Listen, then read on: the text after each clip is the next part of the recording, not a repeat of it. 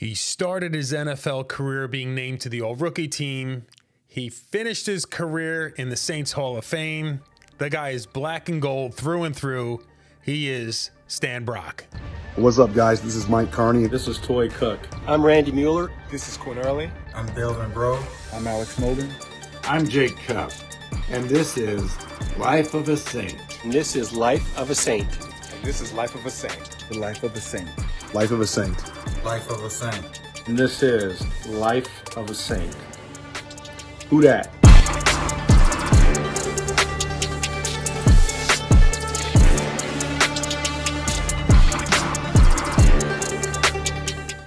Stan, how you doing? Let's get started way back in the beginning. When did you first start taking football seriously?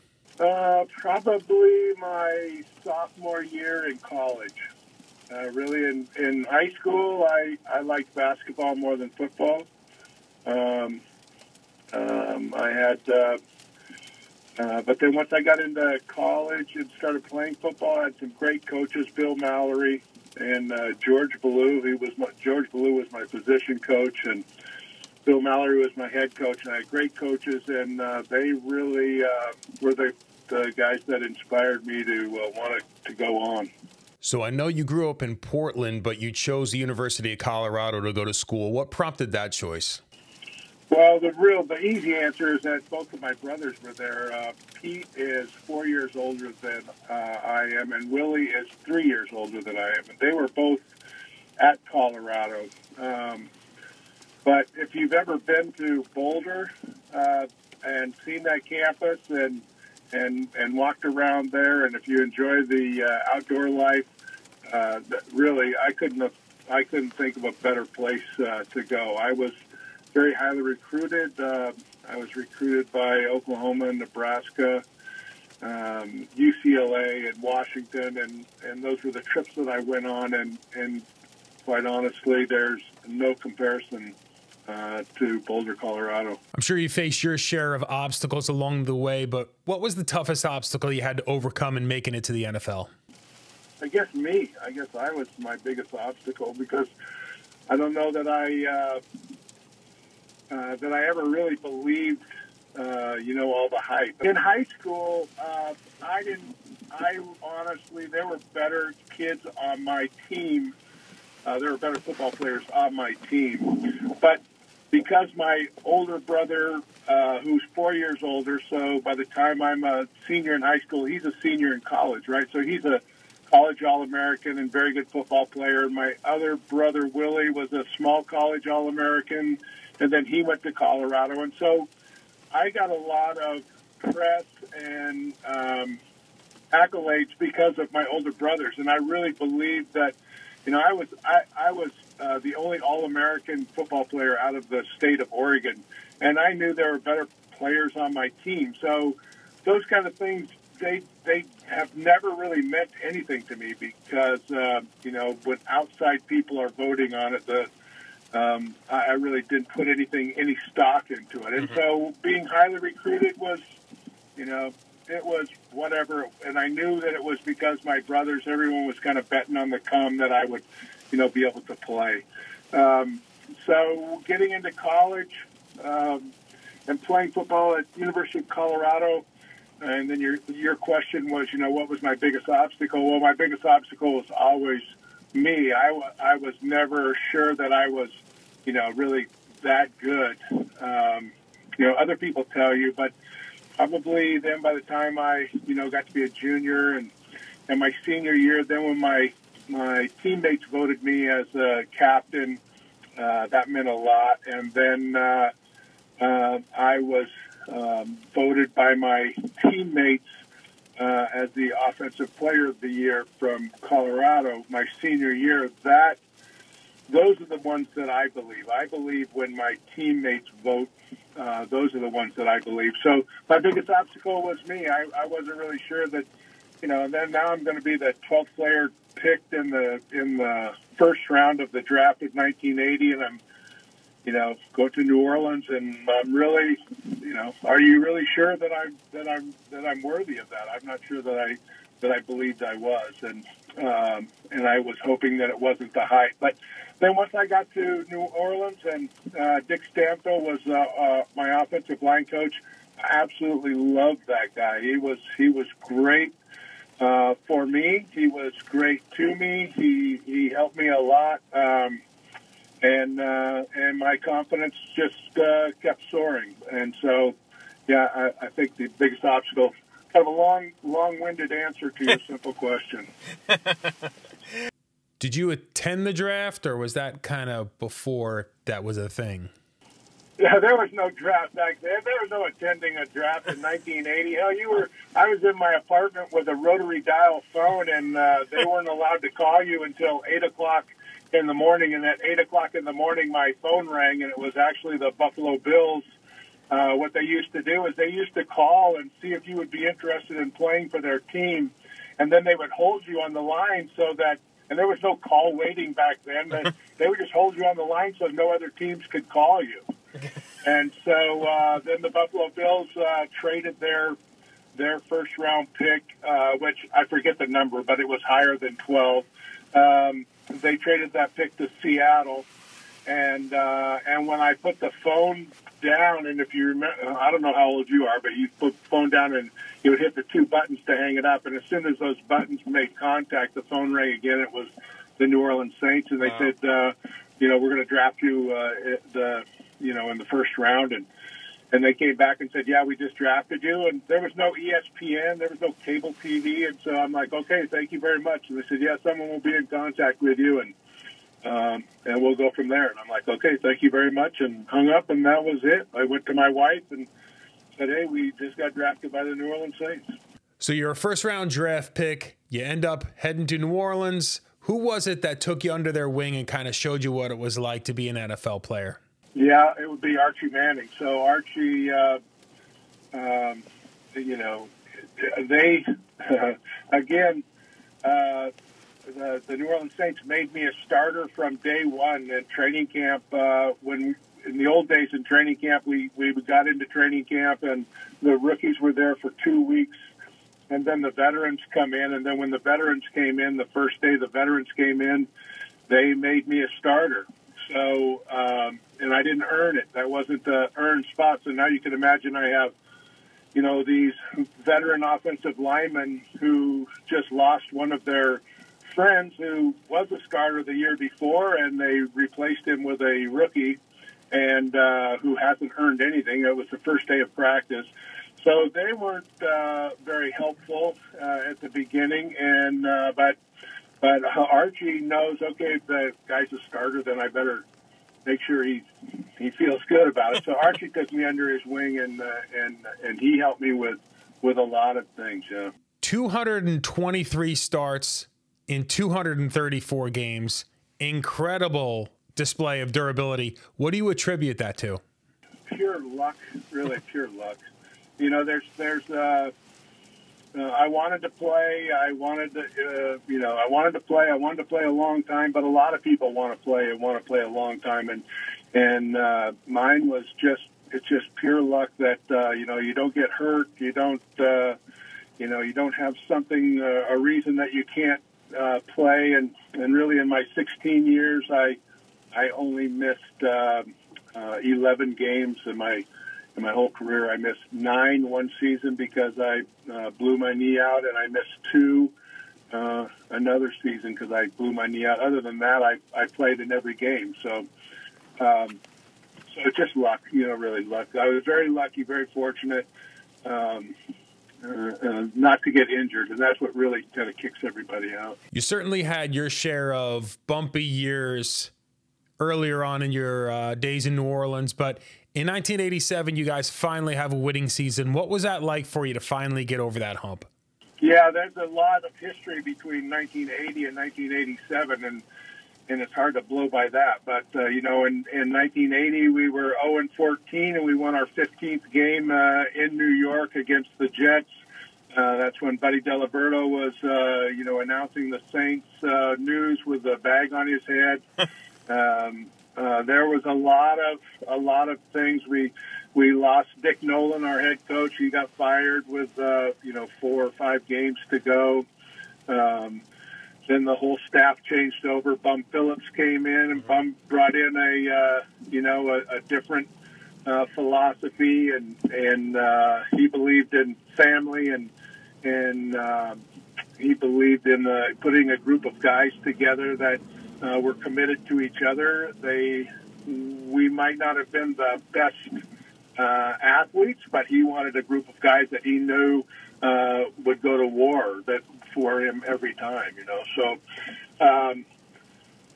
So he got us kind of on that start, and you can't give anybody more. No one can have more credit than Bum Phillips for his first draft. If you go look at his first draft in 1981, it was George Rogers and Ricky Jackson and Jim Wilkes, Frank Warren, Hokie Guyjon, Hobie Brenner. It's the guys that really were the core of the New Orleans Saints to get to the 1987. So I don't think it's fair to blow through 1980 through 1987 without mentioning, those kind of things. And then, then we lost Bum. Bum got fired, and they brought in Jim Mora, and Coach Mora brought in a completely different philosophy. He was a no-nonsense, go-to-work guy. It fit my style, so it didn't ever really bother me, his style, but we started putting more talent. He brought, into that defense that we had, he brought, Sam Mills and Vaughn Johnson and Pat Swilling. He built up a defense that was probably the best defense in the National Football League. Not probably, it was definitely the best defense in the National Football League. And then offensively, all we had to do was basically don't turn the ball over and score some points, and we knew we had an opportunity to win. And we had Martin Anderson, who was our kicker. So from an offensive standpoint, basically by the time we crossed the 45, we knew we had 3 points, and so we just had to, maintain. So then we started winning, and it made it great. The problem was, and Coach Morrow would tell you this, that we worked so hard during the season that by the time we got to the postseason, most of us were completely just worn out. You're just beat up and tired, and so we got to the postseason, and we never won a postseason game while I was there. So. Right. But there are a lot of great things in it, While I was in New Orleans, we had a lot of fun. Can you imagine? Right now, we were 13-3, and we were the wild card team because the 49ers were 14-2. So, and it was a different era. There was no free agency. They had a Plan B type of thing, but it wasn't like it is now. Basically, when you were drafted by the Saints, you could have just tattooed it on your butt and that fleur-de-lis on your butt, and you knew that's where you were going to be, and that's where you were playing. If I asked you to pick your favorite moment in New Orleans, is there something that comes to mind? Yeah, the first one would be that first win in 1980. When we were in New York, it was the 14th week. There was snow blowing around in there. We weren't supposed to win, but that win, you would have thought we won the Super Bowl. Honestly, we were on that airplane playing lots of music. Everybody was happy. It was a great feeling. It was a great feeling, probably, as good as any. And then the other one would be when we won the NFC West for the first time, and we were in Arizona and we beat the Cardinals. And whatever else happened around the NFC West on that weekend allowed us to sew that up, and we were AFC West champions. So after 13 seasons, you leave New Orleans. What was that like for you? Yeah, that was heartbreaking. That was heartbreaking. I wanted to play my whole career in New Orleans. I love Louisiana. I love the people there. I love the lifestyle, and so that was heartbreaking. That was just one of those decisions that gets made in football, and you just deal with it. And so I made a couple of phone calls and called around, and one of my old offensive line coaches was in San Diego, and Bobby Ross was there in San Diego, and I was able to go down there and try out. And then I was fortunate enough that they let me be on their team. So you get out of New Orleans, you go to San Diego, you finally make it to your first Super Bowl, and staring at you on the other side of the field is an old foe in the San Francisco 49ers. Did anybody look to you for any advice as far as how to deal with all the offensive and defensive firepower that they had on that squad? No, this was we were the youngest team in the National Football League. So, and I was in my 15th year when we went to the Super Bowl. So the next oldest guy on the team, I think it was Junior Seau, and he probably had 7 years or something like that. But so we were a very, very young football team, and except for me. And I'll tell you, more ironic than that was across from me was going to be Ricky Jackson. That's who I was going to play in the Super Bowl. So that was I was prepared for that. So I knew how good Ricky was at the time, and I did not want to be embarrassed in the Super Bowl. So Gotcha. I was very aware of what was going on there. No, nobody. I mean, hell, I hadn't won a playoff game. So there were people that could give us more advice than that. But we knew the 49ers were loaded on offense, and then from our offensive standpoint, we felt like we didn't turn the ball over. We could score some points on their defense. Their defense was good, but their offense is what really, San Francisco's offense, what really made them great. Now, you've certainly done your share of both playing on the field and coaching. Is there one that's more enjoyable than the other? There's nothing better than playing. There's nothing. I mean, as a coach, it's great to put a plan together and go out there and execute it and all those kind of things, but there's no substitute for being on the field and putting your hand in the dirt and being part of 11 guys that either fight all the way through it and you come out on the short end of the stick, or you fight through it and you come out victorious. There's no substitute for that whatsoever. Coaching is great. I love coaching. My last real job, I was the head coach at the United States Military Academy at West Point, and to all the things that it takes for those young men to come to West Point, for the recruiting and picking them out of crowds of thousands of high school football players around our nation, and finding these guys that can not only, it really doesn't do them any good if they can only succeed on the football field. They have to be able to succeed in the classroom and in all the military. So there's a different function when you're recruiting those type of players. So is there any desire to get back into coaching? I don't know that there's anybody coming to get me. I have my football camps, which kind of keeps that part of my life going. I have offensive and defensive lineman camps. It's called Trench Camp, and we do one in Portland, and then we work with through Nike, and we do we go to some of their schools around the nation. So I get to keep my hand in it.